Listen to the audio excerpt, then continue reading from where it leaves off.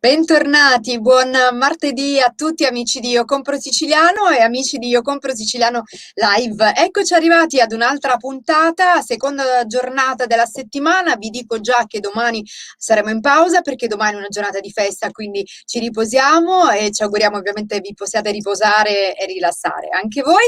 Allora, puntata del martedì molto interessante, sono molto contenta di ritrovare una mia compagna d'avventura delle passate edizioni del pomeriggio, adesso la ritroviamo la mattina, dietista, esperta in valutazioni dietetiche e nutrizionali e antropometriche della composizione corporea, la dottoressa Ivana Gullotta.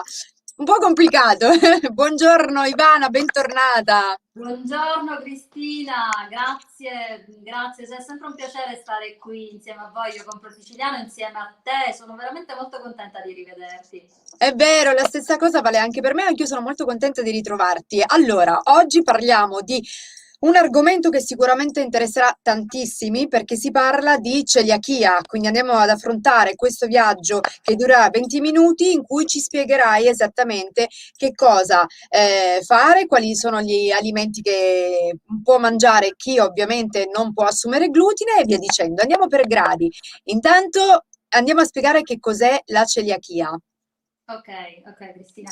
Allora guarda, la celiachia o malattia celiaca è un'infiammazione cronica dell'intestino tenue.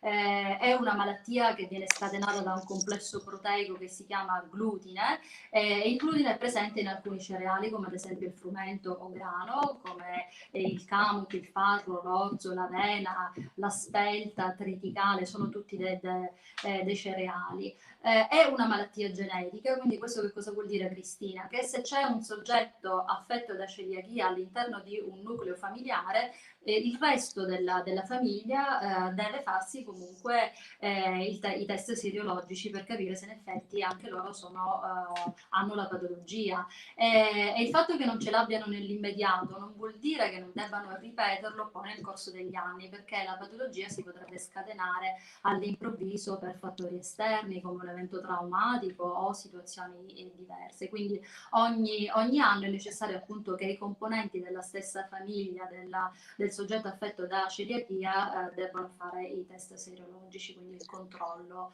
Cosa che non tutti sanno, no, dottoressa? In effetti. Sì, sì, sì, sì, in realtà credo che oggi forse c'è un po' più di informazione anche tramite le associazioni, quelli di settore, come ad esempio l'AIC, che è l'Associazione Italiana Celiachia, dove appunto fa una divulgazione veramente massiccia e poi appunto ci sono i vari, a livello regionale ovviamente c'è poi il punto di informazione, quindi credo che ci sia un po' più di informazione, però non fa mai male ripeterlo, che essendo appunto una malattia genetica è Ok. necessario che i componenti della famiglia facciano sempre i controlli, anche in assenza di sintomi. Ecco, questa è un'altra cosa. Ok, anche in assenza di sintomi, ma per esempio ci sono dei sintomi, no, che ci possono un attimino così allarmare. Quali sono i sintomi della celiachia che ci possono fare un po' preoccupare, diciamo? Anche se poi Allora, comunque, insomma, non c'è niente di preoccupante, no? Poi diciamolo, alla fine uno sicuramente riesce ad affrontare una vita regolare come tutti gli altri, è soltanto senza assumere glutine. Ma andiamo, i sintomi?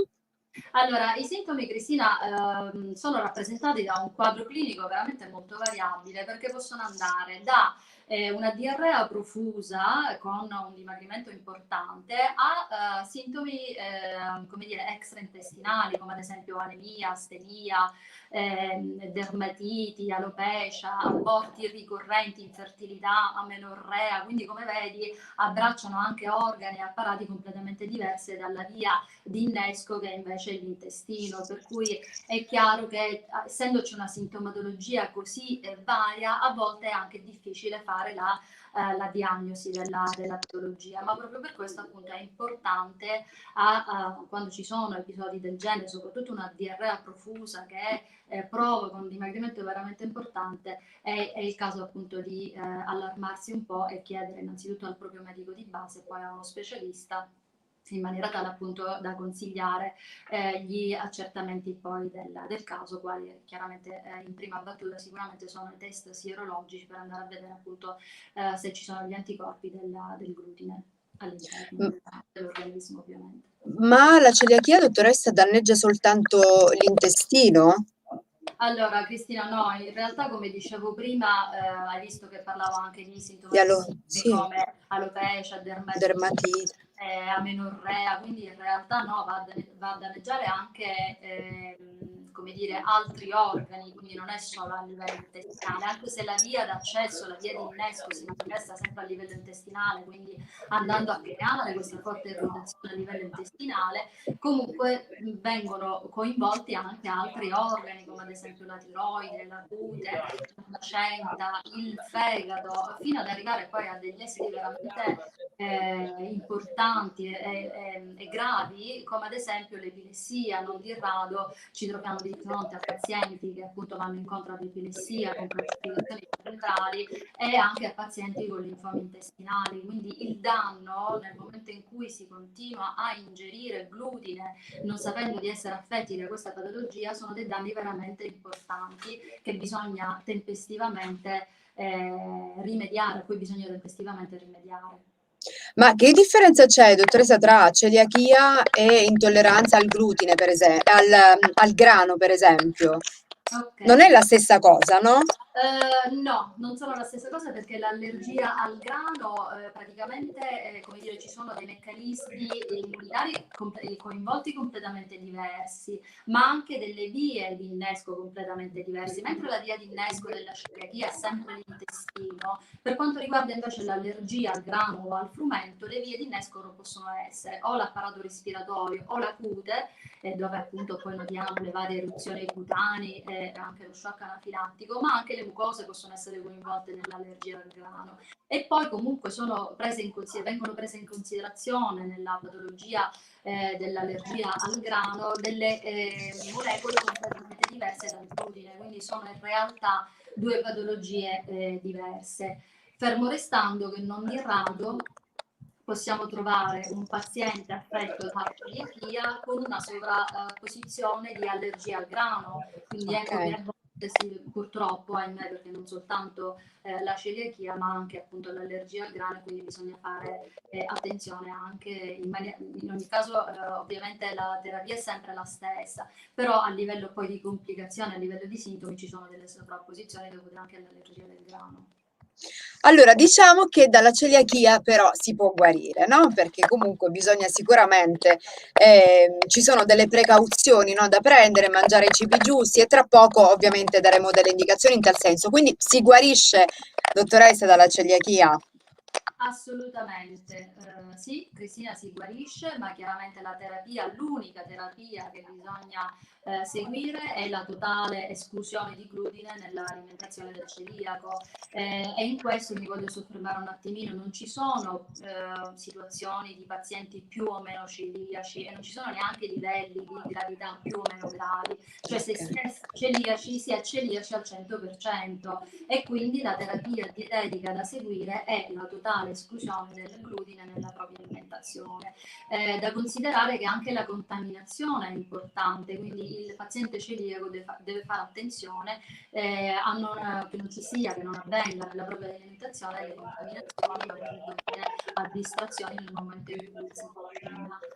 I prodotti per celiaci, fortunatamente oggi c'è tanta informazione, sono comunque già da diverso tempo, sono sbarrati, sono indicati da un simbolo che è ormai tutti credo che sappiamo cosa voglia dire, è la spiga barrata, il che significa appunto che quell'alimento è senza glutine, e poi invece troviamo anche in commercio quegli alimenti in cui c'è scritto gluten free. Che cosa vuol dire? Anche qui bisogna fare forse un attimino di chiarezza. Quegli alimenti in cui c'è scritto gluten free significa che quell'alimento contiene 20 ppm. 20 ppm, ppm sta per particella per milione, il che tradotto significa 20 mg per chilogrammo di prodotto. Significa che quel prodotto lì contiene al di sotto di 20 mg di glutine, quindi i pazienti celiaci possono farlo.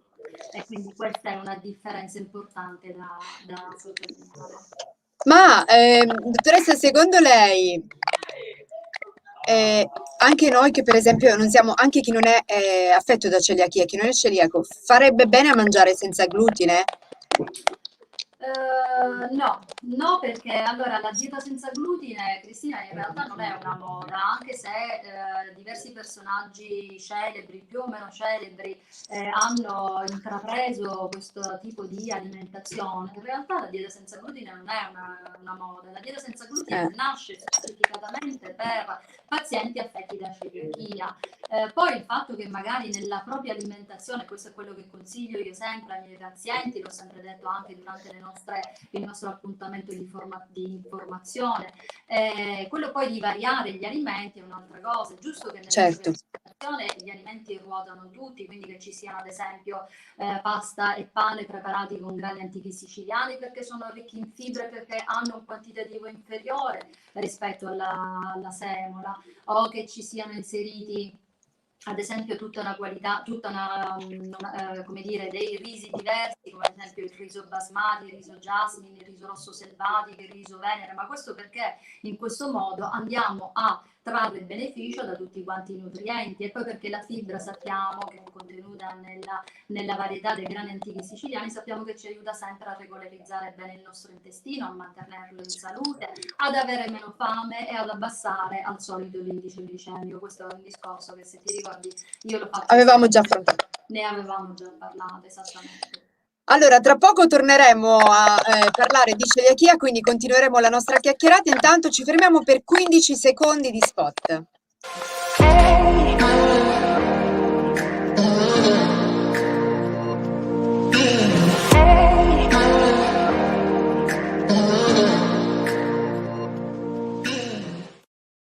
E ovviamente anche oggi vi ricordiamo di visitare il più grande marketplace made in Sicily, collegati a www.iocomprosiciliano.com.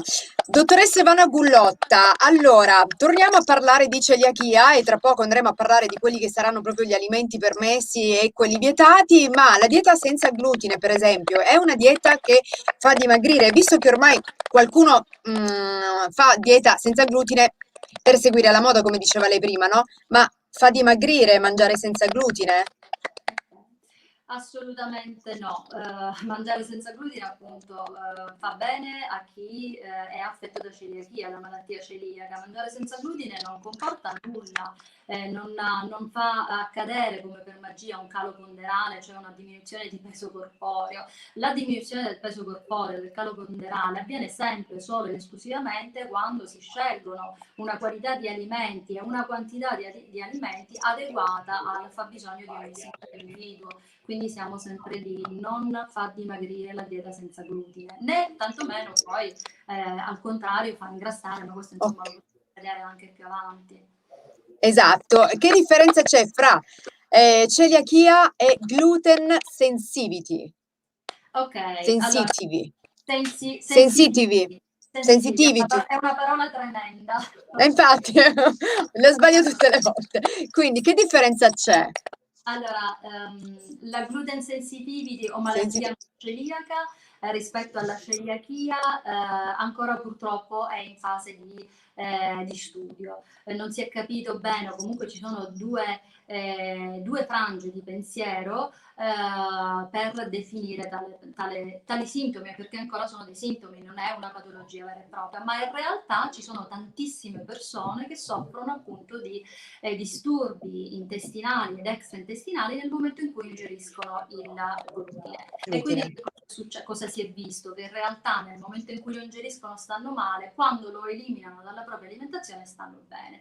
Per cui c'è tutto un settore di come dire, riferenti scientifici, quindi il comitato scientifico che afferma che in realtà non c'entrano niente questi sintomi con la celiachia, ma che sembrerebbe essere dovuto dall'ingestione di alimenti come ad esempio i legumi, come ad esempio le verdure a foglia verde, latte e prodotti caseari, peperoni, funghi, che sono peraltro definite da una sigla che ultimamente appunto si sente abbastanza parlare spesso di questa sigla, FODMAPs. Sembrerebbe che questi alimenti scatenino poi questa irritazione, questa infiammazione all'intestino tenue. Un'altra invece scuola di pensiero che peraltro avallata anche da uno studio pubblicato su una rivista scientifica inglese che si chiama GUT, che in inglese significa intestino e che parla di gastroenterologia e di epatologia, a cui peraltro hanno anche partecipato due nostri connazionali, Roberto Volta ed Emanuele Di Giorgio, dell'Università di Bologna. Cosa hanno visto? Facendo appunto uno studio su pazienti celiaci e pazienti affetti da gluten sensitivity. Hanno visto che i pazienti affetti da gluten sensitivity avevano dei marcatori di danno a livello della mucosa intestinale più elevati rispetto ai pazienti affetti da celiachia. Quindi come vedi qui adesso la situazione si è dubbia, perché se da un lato si afferma che non ci sono danni importanti e che non c'entra nulla il glutine per i pazienti affetti da gluten sensitivi, dall'altro in realtà c'è uno studio che dimostra l'esatto contrario. A È tutt'oggi vero. non c'è nessuna chiarezza, stiamo aspettando appunto che si riescano ad avere dei dati in maniera tale da valutarla come patologia vera e propria, oppure da definirla come un altro tipo di patologia dovuta all'assunzione di FODMAPs. E potremmo pensare di fare anche un'altra puntata dedicata a tutti gli alimenti di FODMAPs, che si apre un altro mondo, è vero, ma pochi secondi per dirci se la celiachia è una patologia in aumento. È una patologia in aumento. Considera che i pazienti a livello mondiale affetti da celiachia rappresentano l'1%, quindi in Italia sarebbero intorno ai 600.000, ma in realtà è una stima non veritiera, perché si stima che in realtà sono fra 1 milione e 2 milioni. Questo perché ovviamente ci si aspetta che all'interno del nucleo familiare altri componenti possono poi come dire, avere la patologia, proprio per quel discorso che dicevo quando abbiamo iniziato la nostra discussione. E quindi infatti è una stima poco veritiera, però sì, purtroppo è una patologia in aumento. In aumento. Una volta era una patologia pediatrica, era considerata una patologia pediatrica che insorgeva fra il secondo e il terzo anno di vita. Oggi si è capito invece che è una patologia che può colpire anche gli adulti, e quindi lo screening va fatto anche tra gli adulti, proprio per evitare di avere poi quei danni quasi irreversibili a livello intestinale e non. Allora, abbiamo pochissimi minuti e abbiamo anche 2 video da vedere. Noi cominciamo con il video di quelli che sono gli alimenti concessi, dottoressa Ivana Gullotta. Andiamo a vedere quali sono gli alimenti che chi è affetto da celiachia può consumare.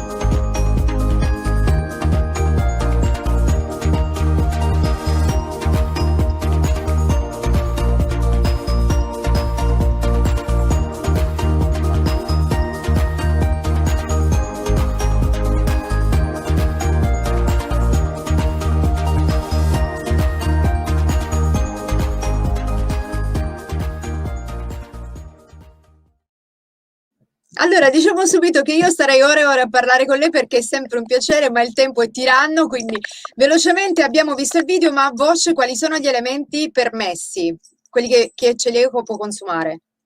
Allora, gli alimenti permessi sono sicuramente il riso, mais, quindi il grano turco, il grano saraceno, l'amaranto, il miglio, quinoa, sorgo, teff, fonio, che sono tutti dei grani, questi ultimi che magari non conosciamo, ma che provengono appunto dal mondo orientale e anche africano. Il teff, ad esempio, è un tipo di grano dove non c'è glutine, ma che viene appunto dall'Africa.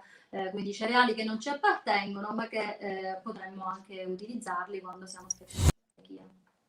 Esatto, quindi poi abbiamo visto patate a volontà, non fanno assolutamente male, anzi fanno bene a livello gastrointestinale.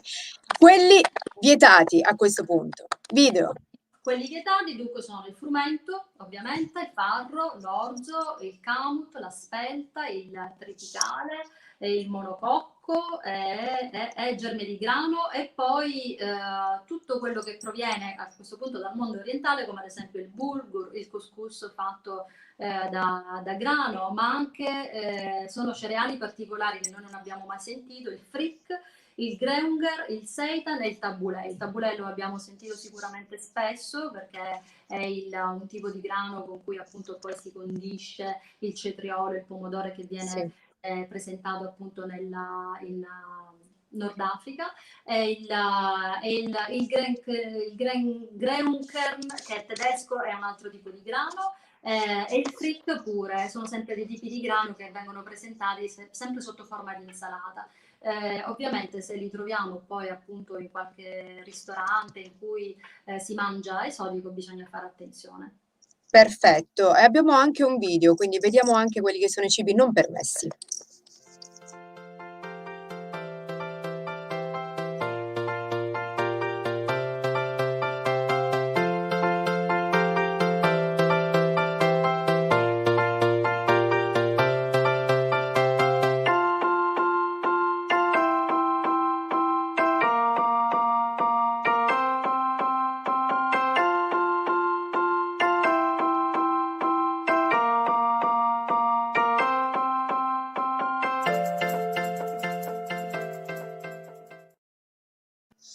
Ecco, anche a livello visivo abbiamo visto quelli che sono gli alimenti non permessi, quindi vietati, quelli da non mangiare se si è celiaci. Dottoressa Ivana Gullotta, noi siamo arrivati al termine, il tempo oggi devo dire che è volato, però io ovviamente come sempre la ringrazio per essere stata con me, perché è stata sempre, come sempre, impeccabile, chiara, esaustiva, quindi grazie mille e mi auguro, vabbè, di ritrovarti, ti do del tuo a chiusura, di ritrovarti la prossima volta magari per parlare di un altro argomento.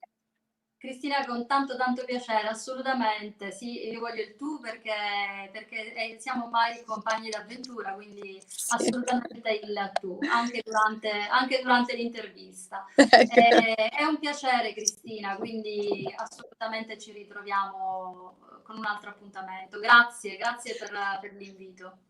Grazie a te, Ivana Gullotta, la nostra dottoressa che anche oggi è stata protagonista di Io Compro Siciliano Live. Dal pomeriggio anche lei è passata la mattina insieme a me.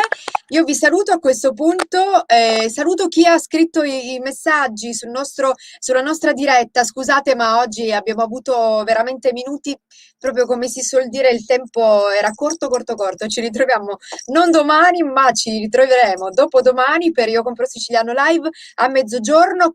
Ci saranno delle novità di cui vi parlerò proprio dopodomani, quindi state lì. Un bacio. Grazie Nicolò, grazie Marzia e Sonia, i nostri grandi collaboratori. A domani.